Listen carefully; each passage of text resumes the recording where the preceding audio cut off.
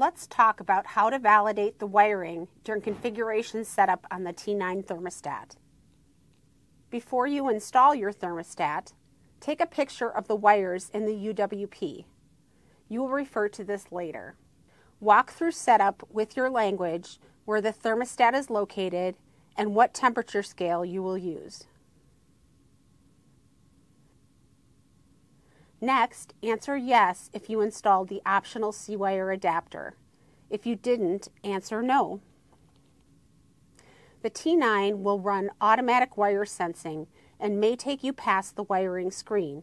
If so, you are finished with this video. If you are taken to an invalid wiring screen, select Manually Enter Wires and pull out the picture you took earlier of the wires in the UWP. Some wires have been automatically detected.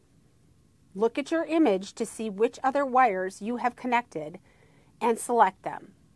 Select Next to continue through setup. Complete the screens on how your home is heated to finish configuration setup.